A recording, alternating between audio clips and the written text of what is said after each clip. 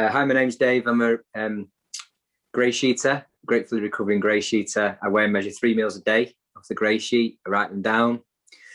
I commit them to my sponsor, and I don't eat between meals no matter what. And yeah, Grey Sheet has given me a lot more clarity nowadays, but I can sometimes go off subject. So I've actually made some notes here. So I'm going to read out my notes, and hopefully it will be an honest example of my journey, you know, of my experience, strength and hope, and what it was like, what happened and what it's like today. So firstly, I believe I was born a compulsive eater. The signs were always there for me, but I was oblivious to them. As a baby, my mum used to say that she had to shovel food into my mouth. I was apparently very intense while eating if she didn't feed me fast enough. As a young boy, there were certainly additives I wasn't allowed, as they affected my behaviour. So maybe there was some other things going on there as well, you know, connected with food and the brain. I have a few memories of primary school. The most vivid are, you know, I can't remember much of primary school, but the most vivid ones are one of the main meals and one of the desserts that I used to, desserts that I used to eat. I can picture and taste that so clearly now, despite the fact it's been 30 years ago. My parents used to buy a weekly shop. Treats were brought once a week, and I would often eat the lot or majority in the first day or two. I remember when I was maybe 10 or 11, I went to a friend's house and he had a box of brown carbohydrates in wrappers that are not abstinent. And he gave me a couple. And I remember I ate mine immediately, and I was looking at the jar and hoping he would offer me another one. And of course, he didn't, because 2 of these things for him was enough.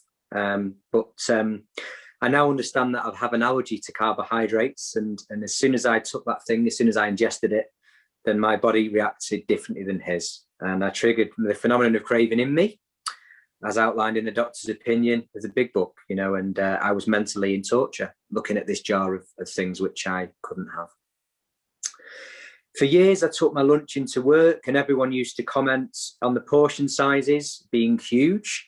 I'm not a big guy, but I could, inwardly, I would always be confused as to how their meager portions of food would fill them up. And the reality was I was eating at least twice as much as others. Once I ate a whole floury item, which we don't eat in one go. And yeah, most other people would have a couple of slices of this particular thing, and I had the whole lot. So again, complete denial. I was about 18 when I ate that. I remember when my daughter was born. This drives me crazy. Around 2 years ago, when my in-laws came over. I have shared this before, so if you've heard it before, just please ignore it. But this was before Grey Sheet, and we had coffee and slices of carbohydrates, which we don't eat. I wolfed mine down, and to my utter amazement, my wife and her parents talked, stirred their coffees, talked some more, stirred the coffees, maybe for another 30 minutes, and slowly nibbled on these carbohydrates. Outwardly, I was calm, but inwardly, I was going crazy. I triggered my allergy, and the addict was screaming out for more.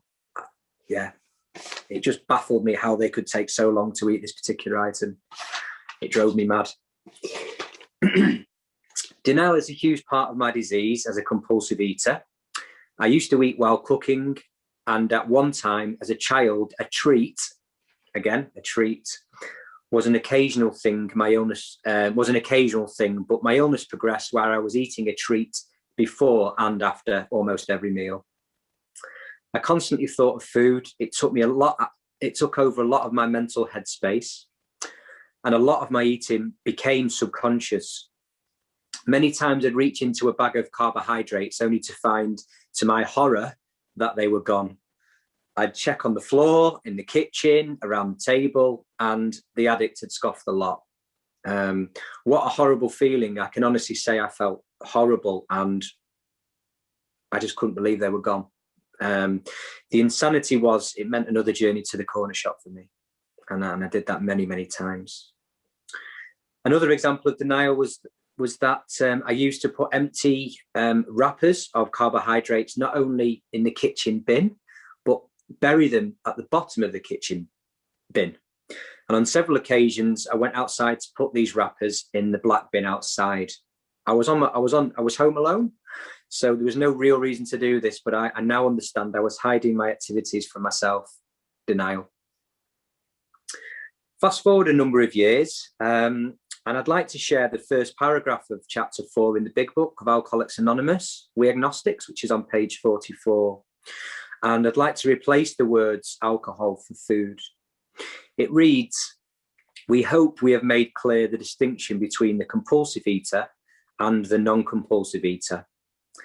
If, when you honestly want to, you find you cannot stop, you cannot quit entirely, or if when eating, you have little control over the amount you take, you are probably a compulsive eater. If that be the case, you may be suffering from an illness which only a spiritual experience will conquer." So fast forward a few years, I came to GreySheet in May 2020, and I now know that I'd reached the end of the line, not only in my food addiction, but my other addictions. And a few major things happened.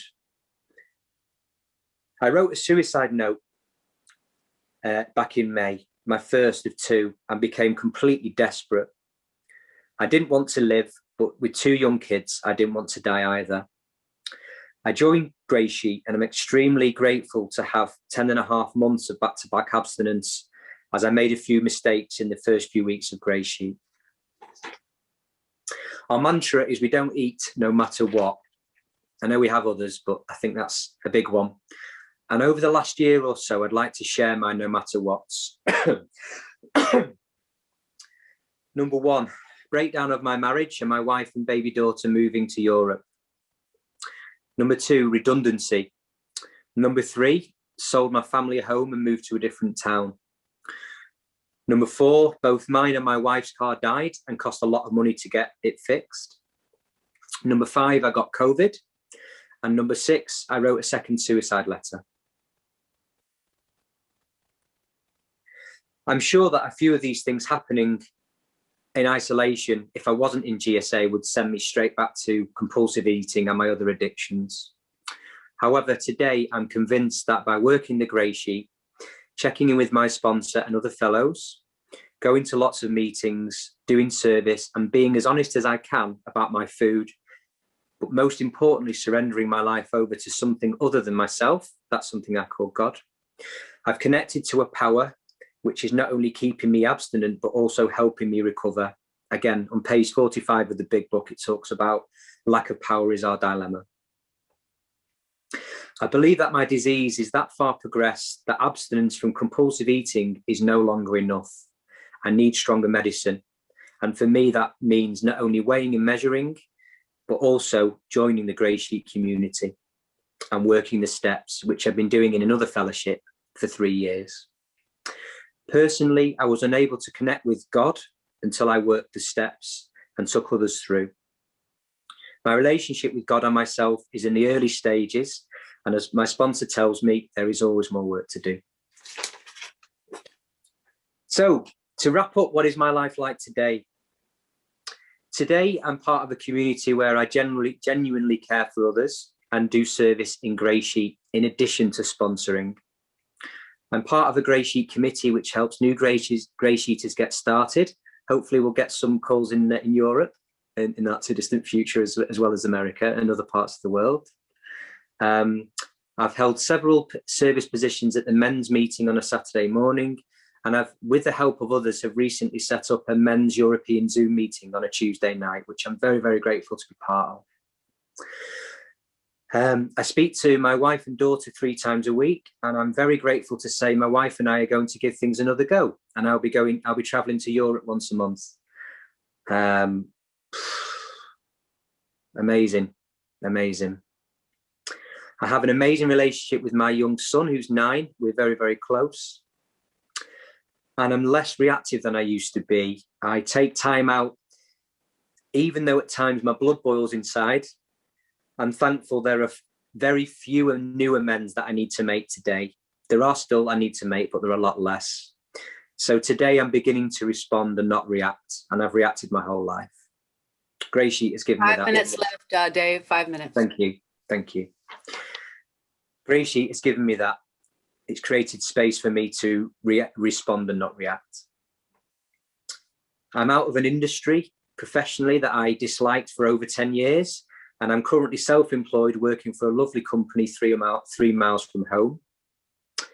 And I left school at 16 with 6 GCSEs, so I've never really been academic.